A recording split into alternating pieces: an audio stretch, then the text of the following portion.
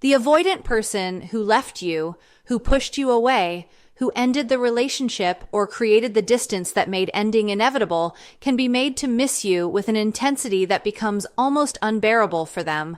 But not through the strategies most people intuitively employ when they want someone to miss them. Not through reaching out or reminding them of good times or making yourself available in hopes they'll realize what they're missing. And certainly not through expressing how much you miss them or how much their leaving hurt you. The counterintuitive truth about making the avoidant miss you is that it requires doing the opposite of what your hurt and your attachment want you to do. It requires becoming completely unavailable rather than remaining accessible. It requires showing them nothing rather than showing them your pain. It requires building a life so full and so compelling that they can see you're genuinely happy without them rather than demonstrating that you're suffering in their absence. The avoidant psychology is organized around specific fears and specific attractions that make them respond to absence and success in ways that differ dramatically from how securely attached people respond to these things. Where a secure person might miss you because you were good to them and they valued what you shared, the avoidant misses you because you're unavailable and because you're thriving without them, because their loss aversion is triggered by clear evidence that they've lost you permanently. Because their competitive instincts are activated by seeing you succeed and be happy. Because your absence and your indifference threaten their sense of importance and control in ways that make them desperate to restore the connection they destroyed. Making the avoidant miss you badly requires understanding that they devalue what's available and desire what's unavailable, that they dismiss what's pursuing them and want what's moving away from them, that they feel safe with distance but become anxious when that distance proves to be a permanent loss rather than temporary space under their control. The specific combination that creates maximum missing in the avoidant is your complete unavailability, no contact, no response, no indication you're thinking about them or want them back, paired with visible evidence that you're not just surviving but thriving, that you're happy and successful and clearly better off, that you've moved on not just physically but emotionally. This combination triggers every aspect of their psychology that makes them capable of missing someone. Their fear that they don't matter, their desire for what they cannot have, their competitive need to win or to be chosen, their loss aversion that makes them want most what they've clearly lost, their delayed recognition of value that only emerges when something is gone and cannot be recovered. The psychological mechanisms that trigger missing in the avoidant. The avoidant person's capacity to miss someone operates through specific psychological mechanisms that differ from how missing works in people with other attachment styles. Understanding these mechanisms reveals what triggers the avoidant to miss you and why certain strategies work while others backfire completely. The primary mechanism that triggers missing in the avoidant is loss aversion combined with scarcity response, where they want most intensely what they clearly cannot have and what appears to be permanently lost. The avoidant doesn't miss what's available to them. They don't long for what's pursuing them or waiting for them or making itself accessible. Their defensive system is organized to devalue available connection and to feel safe with distance as long as that distance feels like it's under their control. But when something is genuinely unavailable, when they've clearly lost it permanently, when they cannot have it back no matter what they do, their psychology shifts dramatically. Loss aversion, the psychological principle that losses loom larger than equivalent gains, becomes activated. They suddenly want what they've lost more than they wanted it when they had it. The scarcity makes it valuable in ways that availability never did. This mechanism is what makes your complete unavailability essential for making them miss you. As long as you're reachable, as long as there's a possibility they could get you back, the loss doesn't feel permanent enough to trigger intense missing. But when you're truly gone, when they've lost access to you completely, when it's clear they cannot undo the loss, that's when the missing becomes overwhelming. The second mechanism that triggers missing in the avoidant is delayed recognition of value, where they only fully appreciate what you provided after it's gone, and they're experiencing the absence of what you offered. During the relationship, the avoidant likely took you for granted or focused on the discomfort your presence created, the intimacy anxiety, the feeling of being trapped or obligated, the threat to their independence. They couldn't fully appreciate what you provided because their defensive system was too busy managing the threat they perceived. But after you're gone, after enough time has passed that they're no longer in an active defensive response, they begin to recognize what they lost. They notice the absence of your understanding, your acceptance, your care, your presence. They compare new people to you and find everyone lacking. They realize that what you offered, the specific combination of seeing them deeply while accepting them, of being patient with their patterns while also maintaining your own worth, of providing safety without demanding immediate reciprocity, is rare and is not easily found elsewhere. This delayed recognition creates missing that grows over time rather than fading, because the longer they're without you, the more clearly they recognize what they lost. The third mechanism that triggers missing in the avoidant is ego threat, created by evidence that you don't need them and are better without them, activating their competitive instincts and their need to be chosen or wanted. The avoidant sense of self is often tied to being the less invested party, the one who needs less, the one who could walk away more easily. They maintain superiority or control through being less affected, less attached, less needing of the relationship. But when you demonstrate through your absence and your thriving that you don't need them, that you're not only fine without them, but are actually better, it threatens their ego and their sense of superiority. If you're better off without them, it means they weren't the prize in the dynamic.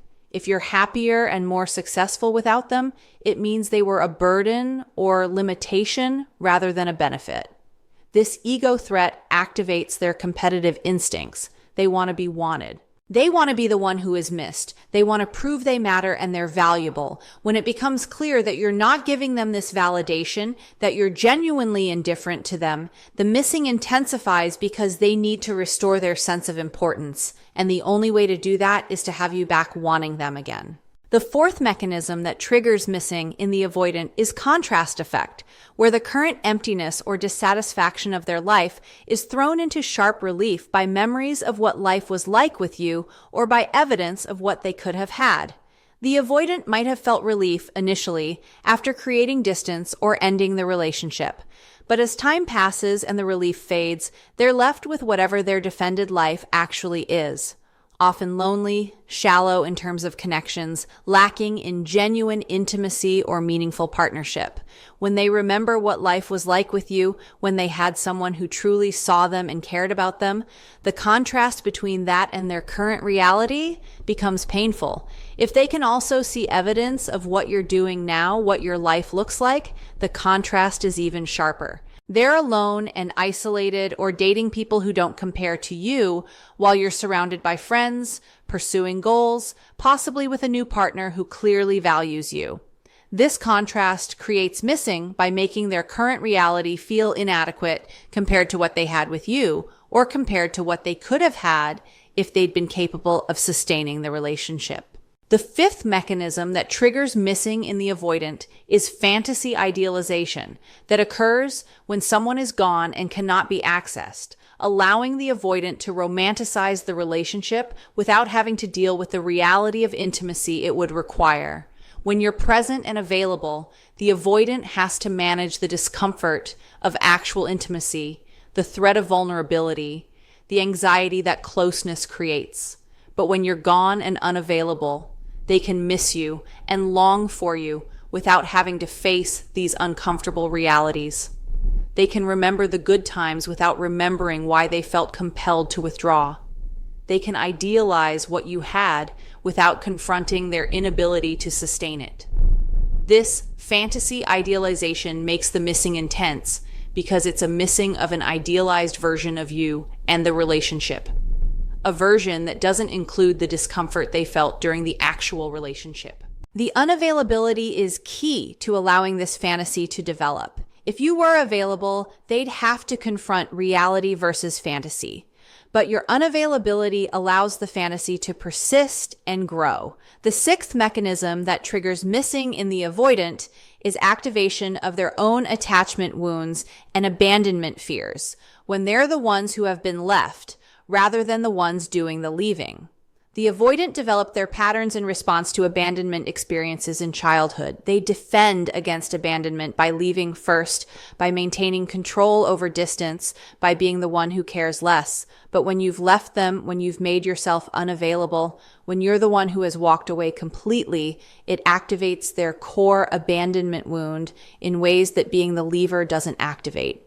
They're experiencing the abandonment they've been defending against their entire life, and it triggers the very pain their defenses were designed to prevent.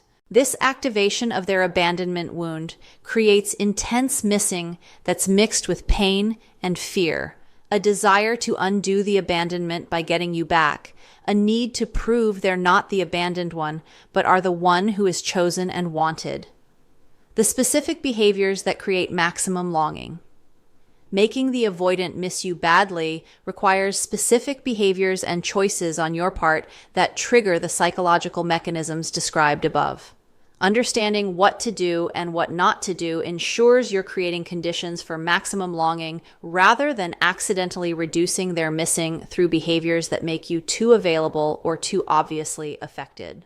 The first essential behavior is implementing and maintaining absolute no contact without any exceptions, without responding to their reach outs, without giving any indication that you're thinking about them or wanting them back. No contact is the foundation of making the avoidant miss you because it creates the unavailability that triggers their loss aversion and their scarcity response.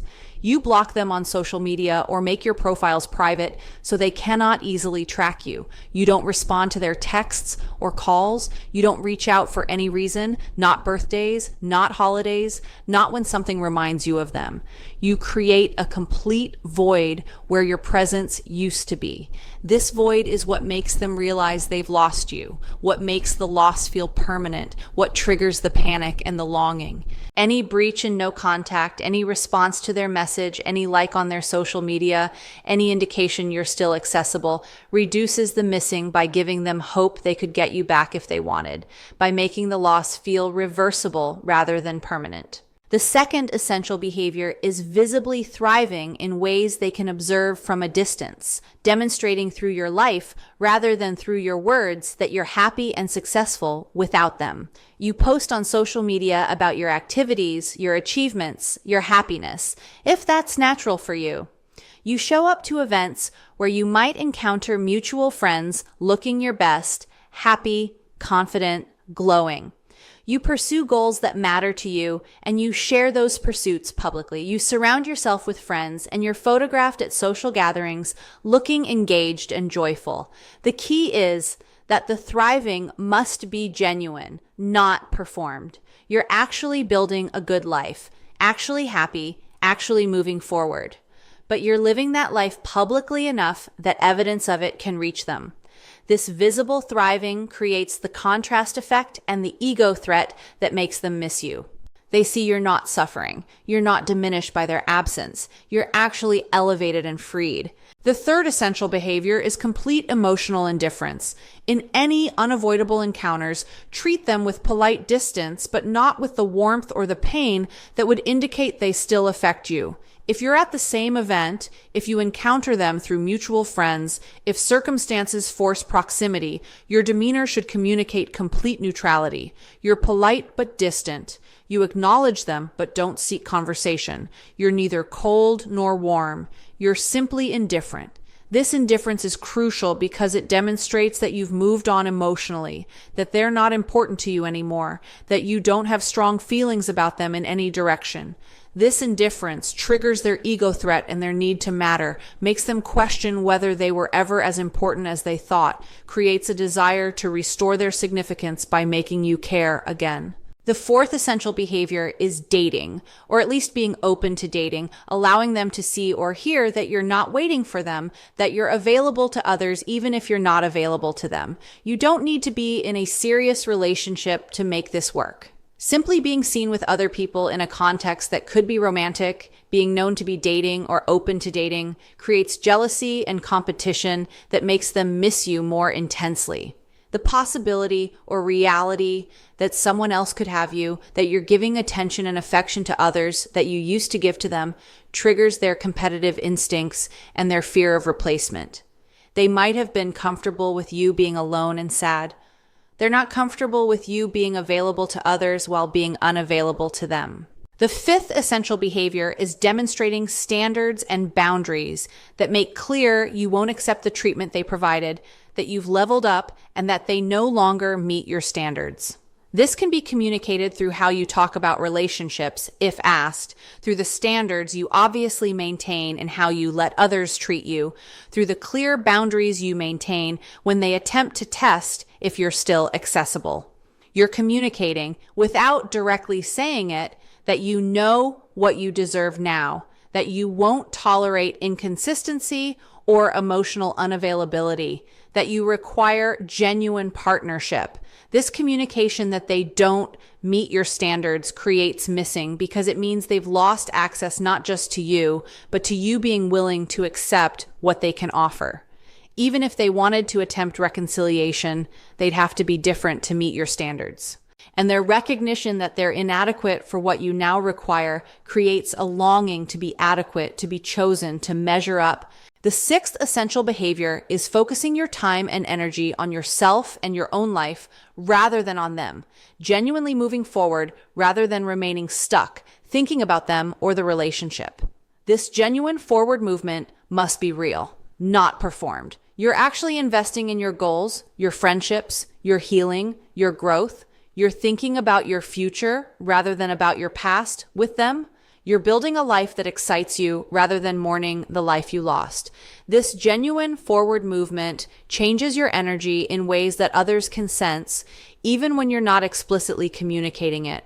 When the avoidant encounters this energy of someone genuinely moving forward, genuinely invested in their own life, genuinely happy and engaged with the present rather than stuck in the past, it creates the recognition that they've truly lost you, that you're not waiting or hoping, that you've released them completely. The seventh essential behavior is refusing any form of breadcrumbing or partial contact that they might offer, maintaining your boundary that it's all or nothing and that their minimal effort doesn't interest you.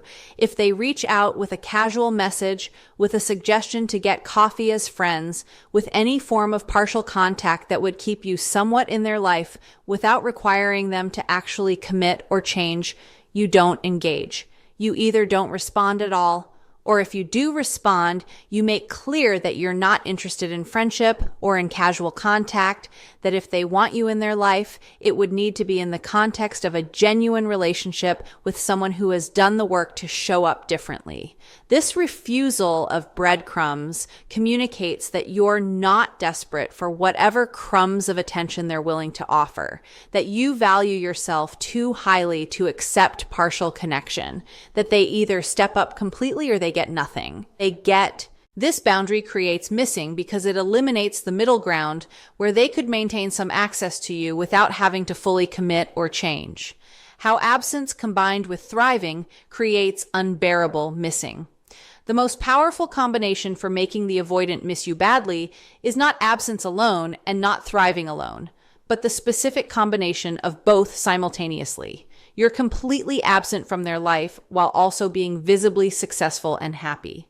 Understanding how these two elements work together reveals why this combination is so effective and so difficult for the avoidant to manage. Absence alone creates missing through the void it leaves, through the loss aversion it triggers, through the unavailability that makes you scarce and therefore more desired. When you're completely absent, no contact, no presence in their life, no accessibility, they experience the loss concretely. You're not there. They cannot reach you. The connection is severed. This absence creates missing because they notice what's gone, what they no longer have access to, what the void feels like. They remember what it was like to have you in their life, and they feel the contrast of your absence. They wonder what you're doing, how you're feeling, whether you think about them. The absence creates space that their thoughts about you can fill, creates a longing for what's no longer available.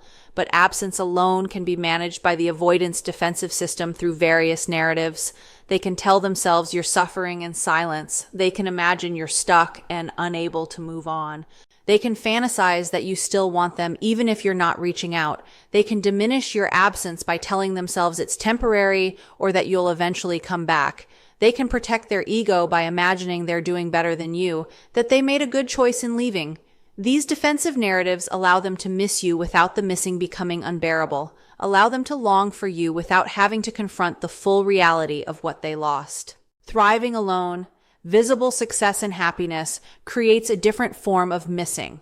When the avoidant sees you're doing well, sees you're happy and successful, sees you're thriving, it triggers ego threat and comparison that makes them feel inadequate or left behind. It proves you don't need them. It challenges their assumption that they were the prize or the more valuable party. It creates jealousy of your happiness and success. But if you're thriving while still being somewhat available, while still responding to them, while still showing interest in them, the ego threat is mitigated because they know they could have you if they wanted.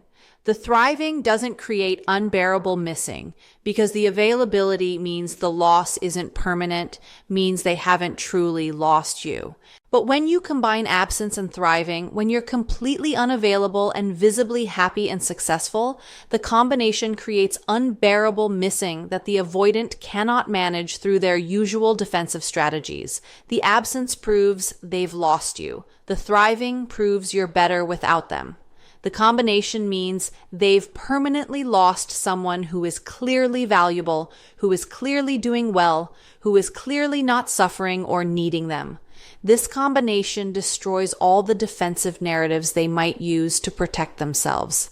They cannot tell themselves you're suffering. The evidence shows you're thriving. They cannot tell themselves you need them. The evidence shows you're complete without them. They cannot tell themselves they made a good choice. The evidence shows you're better off without them. They cannot tell themselves they could get you back if they wanted. The absence proves you're not available. The combination triggers every mechanism that creates missing in the avoidant simultaneously. Loss aversion is triggered by the absence showing they've clearly lost you. Delayed recognition of value is triggered by seeing you're thriving and recognizing what they lost. Ego threat is triggered by evidence you're better without them. Contrast effect is triggered by comparing their life to your visible success. Fantasy idealization is enabled by the absence while being complicated by evidence that you're actually happy rather than pining for them. Abandonment wounds are activated by their recognition that they're the ones who were left, who lost something valuable, who are on the outside looking in at the life you're living. The combination also creates a specific form of psychological torture where they want what they clearly cannot have while also having to witness that what they cannot have is valuable and desirable. It's not just that you're unavailable. It's that you're unavailable while also being clearly worth having. It's not just that they lost you. It's that they lost you and you're demonstrably better off without them. This combination of wanting what they cannot have and seeing that what they cannot have is genuinely valuable creates an obsessive quality to the missing. They cannot stop thinking about you because they cannot resolve the situation. They cannot get you back because you're unavailable. They cannot dismiss you or minimize the loss because you're clearly thriving. They cannot protect their ego because the evidence undermines their defenses. They're stuck in a state of wanting you intensely while having no path to getting you, wanting to matter to you while evidence shows they don't matter anymore, wanting to undo the loss while seeing that you've moved beyond them completely. The combination also tends to create escalating attempts to get your attention or to break through your boundaries, revealing how badly they're missing you.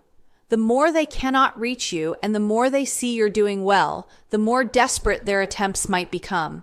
They might send increasingly emotional messages. They might make grand gestures. They might reach out through mutual friends. They might show up where you are. These escalating attempts are evidence that the combination is working, that the missing has become unbearable, that they're struggling to manage the loss and the evidence of your thriving. But the key is maintaining your boundaries through all of this, not being swayed by their attempts, not breaking your absence because they're suffering, not reducing your visible thriving to ease their pain. The combination only works if you maintain both elements regardless of their response. Why making them miss you serves your healing first. The most important truth about making the avoidant miss you is that the strategies that make them miss you most intensely are the same strategies that serve your healing most effectively, meaning that prioritizing your own healing naturally creates the conditions that make them miss you badly. Understanding this alignment ensures you're approaching this from a healthy place rather than from a place of revenge or manipulation.